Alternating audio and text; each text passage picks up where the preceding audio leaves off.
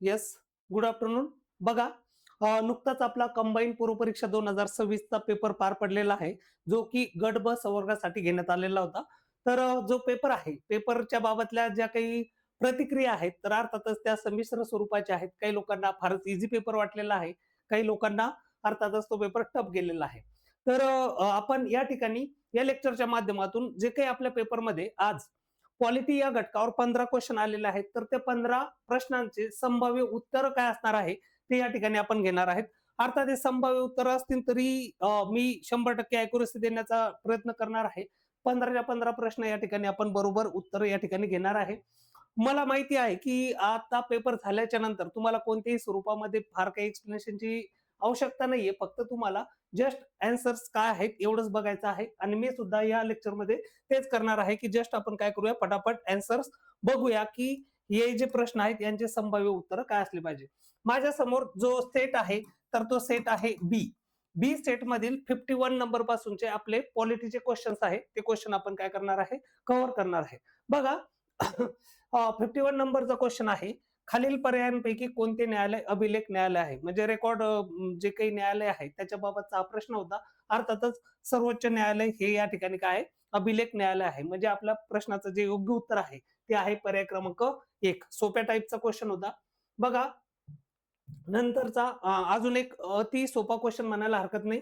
ग्रामपंचायत खालीलपैकी कोणते शुल्क वसूल करू शकते. बघा, आपल्याला ग्रामीण पार्श्वभूमी अर्थातच मोस्ट ऑफ विद्यार्थ्यांना आहे आणि आपल्याला माहिती आहे की आपण या ठिकाणी काय करत असतो, घरपट्टी भरत असतो. तर याचं पर्याय क्रमांक 2 उत्तर आहे, जे की ग्रामपंचायत हा शुल्क काय करत असते, वसूल करत असते. नेक्स्ट बघा, भारतीय संविधानाच्या 12व्या अनुसूचीमध्ये नगरपालिकांसाठी खालीलपैकी कोणते कार्य निश्चित केलेले आहेत. तर अर्थात 12व्या अनुसूचीमध्ये एकूण किती 18 विषय आहे आणि 18 विषयांमधील आपल्याला कोणते बघायचे आहेत की यापैकी कोणते आहे किंवा नाही. तर बघा, शहरी दारिद्र्य निर्मूलन हे त्यामध्ये काय आहे, इन्क्लूड आहे, अर्बन पॉवर्टी. नंतर बघा, आर्थिक आणि सामाजिक विकासासाठी नियोजन, अर्थात हे सुद्धा त्यामध्ये इन्क्लूड आहे. नंतर आहे चर्मकर्णीचे म्हणजेच काय आहे, रेग्युलेशन ऑफ टेनरीज, म्हणजे 18वा विषय आहे हा सुद्धा त्यामध्ये इन्क्लूड आहे. आणि शहरी वनीकरण म्हणजे अर्बन फॉरेस्ट्री हे सुद्धा त्यामध्ये काय आहे, इन्क्लूड आहे. म्हणून या प्रश्नाचं उत्तर काय असायला पाहिजे, पर्याय क्रमांक 4. ठीक आहे, चला नेक्स्ट बघूया.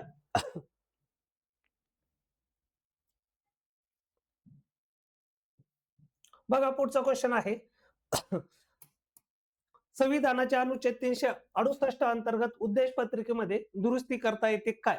हा प्रश्न ऐतिहासिक केशवानंद भारती खटल्यात 1973 मध्ये पहिल्यांदा उपस्थित झाला. तर ध्यानात घ्या, जे काही आर्टिकल 368 आहे, जे की अमेंडमेंट रिलेटेड आहे, तर त्याच्या संदर्भात संविधानामध्ये 368 अंतर्गत घटना दुरुस्ती करता येते का. तर हा प्रश्न सर्वप्रथम शंकरी प्रसाद विरुद्ध जे काही आपलं युनियन ऑफ इंडिया आहे, तर हा जो खटला आहे त्या खटल्यामध्ये उद्भवला होता. म्हणून हे जे अ स्टेटमेंट आहे या ठिकाणी ते काय ठरतं, चुकीचं ठरतं.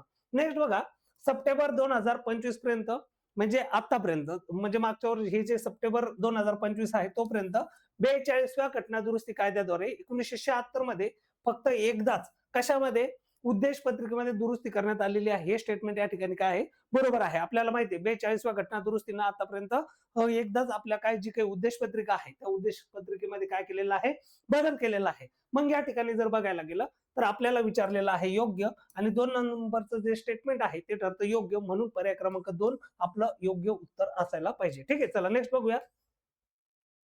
नेक्स्ट बघा, पुढचा क्वेश्चन, जे आर्टिकल्स आहे, अर्थातच कंबाईनच्या परीक्षेमध्ये आर्टिकलवर जास्त भर असतो, तर त्या अनुषंगाने हा क्वेश्चन आहे. तर या ठिकाणी बघा, आर्टिकल आपल्याला 256, 257, 258 ए आणि 260 असे आपल्याला काय विचारलेले आहेत, आर्टिकल विचारलेले आहेत. तर बघा, 256 नुसार काय आहे, राज्य आणि केंद्राचे दायित्व. जर आपण असं बघितलं तर पर्याय क्रमांक 1च असा आपल्याला काय उपलब्ध आहे, तो आहे पर्याय क्रमांक 2. या ठिकाणी उत्तर असायला पाहिजे. चला नेक्स्ट बघूया.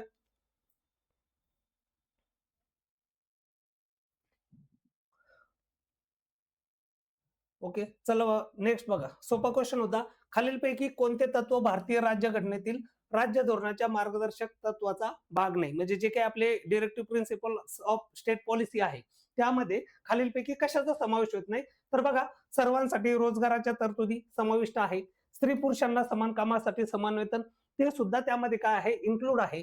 आणि जे 3 नंबरचं स्टेटमेंट आहे, शांततेने व शस्त्राशिवाय एकत्र जमण्याची परवानगी, हे आपल्याला आर्टिकल 19 मध्ये आहे, जे की आपला फंडामेंटल राईट आहे. म्हणून पर्याय क्रमांक 3 या प्रश्नाचं योग्य उत्तर आहे. चला नेक्स्ट बघूया. अजून एक सोपा क्वेश्चन, जे आपलं एसपीएससी आहे, स्टेट पब्लिक सर्व्हिस कमिशन, तर त्याचे जे सदस्य आहे, तर त्यांना कसं काढून टाकता येतं? अध्यक्ष असो किंवा सदस्य असो, त्यांना काढण्यासाठी एकच प्रोसेस आहे. ती म्हणजे काय आहे, की सर्वोच्च न्यायालय काय करणार आहे, चौकशी करणार आहे आणि जो काही तो सल्ला दिलेला आहे, त्या सल्ल्यानुसार राष्ट्रपती काय करणार आहेत, त्यांना पदावरून दूर करणार आहे. म्हणून पर्याय क्रमांक 2 आपलं काय योग्य उत्तर आहे. नेक्स्ट बघूया. बघा, भारतीय संविधानाच्या काय सरनाम्याची सुरुवात आम्ही भारतीय लोक अशी आहे. खालीलपैकी कोणत्या देशाच्या संविधानाच्या सरनाम्यात अशी सुरुवात आढळते? तर अर्थातच ते काय आहे, युएसए, युनायटेड स्टेट्स, अमेरिकेमधूनच आपण ती तरतूद घेतलेली आहे. त्यांचाही जो सरनामा आहे, तर तो सरनाम्यामध्ये तशीच सुरुवात आहे. सेम आपण ती जी सुरुवात आहे ती आपण उचलून आपल्या इकडे घेतलेली आहे असं म्हणायला हरकत नाही. ठीक आहे. चला नेक्स्ट क्वेश्चन बघूया. मागच्या वर्षीच्या तुलनेमध्ये या वर्षीचे पॉलिटीचे क्वेश्चन्स खूप इझी लेवलचे आहेत. बघा, सरपंच किंवा उपसरपंच यांच्या विरुद्ध अविश्वासाचा ठराव मांडण्यापूर्वी किमान 1/3 सभासदांच्या सहीने तशा प्रस्तावाची सूचना. काय दिलेलं आहे आपल्याला, की जे काही प्रस्ताव आहे अविश्वासाचा 1/3 सदस्यांच्या सहीनं आपल्याला काय करायचंय, सूचना द्यायची आहे. तर ती सूचना कोणाला द्यावी लागते? तर ती सूचना तहसीलदाराला द्यावी लागते. बऱ्याच लोकांनी या ठिकाणी जिल्हाधिकारी केलेलं असू शकतं. आता यामध्ये बघा, जसं की आता मागच्या कंबाईनला पण एक प्रश्न होता, की आपल्याला जनरल आपल्या बुकमध्ये आढळतं एक आणि ऍक्च्युअल काय आहे, की ग्रामपंचायतचा जो कायदा आहे त्यामध्ये एक तरतूद आहे, असं बऱ्याच ठिकाणी दिसतं. पण हे जे आहे सूचना ही तहसीलदाराला दिल्या जाते आणि जी बैठक होती ती यांच्या अध्यक्षतेखाली, जिल्हाधिकाऱ्यांच्या अध्यक्षतेखाली होत असते. म्हणून या प्रश्नांचं 59चं उत्तर पर्याय क्रमांक 2 आहे. चला नेक्स्ट बघूया. राज्य धोरणाच्या मार्गदर्शक तत्वांबाबत खालीलपैकी योग्य. म्हणजे बघा, डीपीएसपी वर जवळपास 2-3 क्वेश्चन आपल्याला विचारलेले आहेत.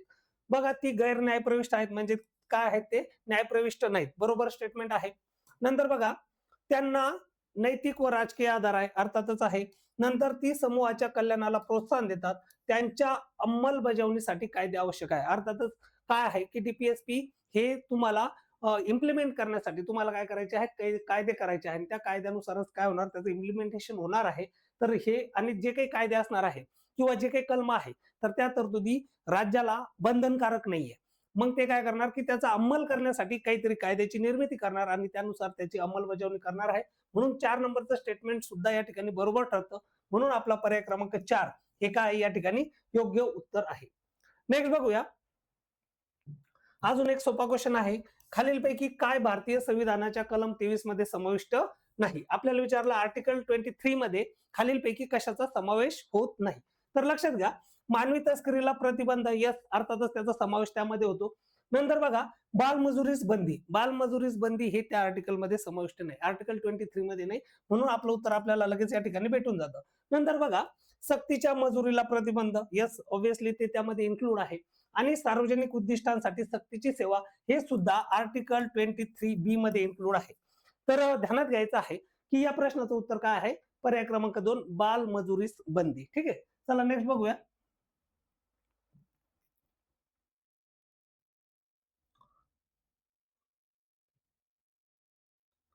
बघा, 16 नंबरचा क्वेश्चन. 1947च्या भारतीय स्वातंत्र्य कायद्याने संविधान सभेच्या स्थितीत बदल केले. मग काय केले, तर बघा, या कायद्याने संविधान सभेला ब्रिटिश संसदेने भारतासंदर्भात केलेला कोणताही कायदा रद्द करण्याचा किंवा बदलण्याचा अधिकार दिला. हे स्टेटमेंट 100% बरोबर आहे. संविधान सभा ही एक विधिमंडळ संस्था देखील बनली, अर्थातच ते दोन्ही कामं करत होते. नेक्स्ट आहे, सर्वसाधारण परिस्थितीत जेव्हा संविधान सभा ही संविधान संस्था म्हणून आणि विधिमंडळ संस्था म्हणून कार्य करीत असे, तेव्हा तिचे अध्यक्षपद डॉक्टर रवींद्र प्रसाद यांच्याकडे होते. तर अर्थातच डॉक्टर सॉरी, इथं रवींद्र दिले बरं का, ते राजेंद्र पाहिजे.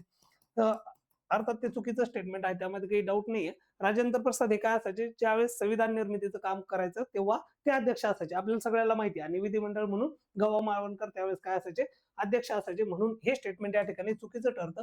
आपल्याला विचारलेलं आहे योग्य स्टेटमेंट, म्हणून पर्याय क्रमांक 1 फक्त अ आणि ब हे काय आपलं योग्य उत्तर आहे. नेक्स्ट बघूया.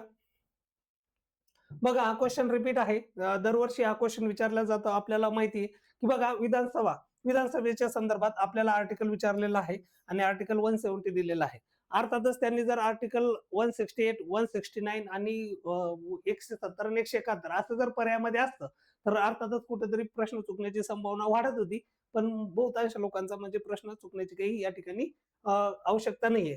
इझिली क्वेश्चनचं उत्तर आपल्याला मिळत होतं. आर्टिकल 170 विधानसभा. नेक्स्ट बघू.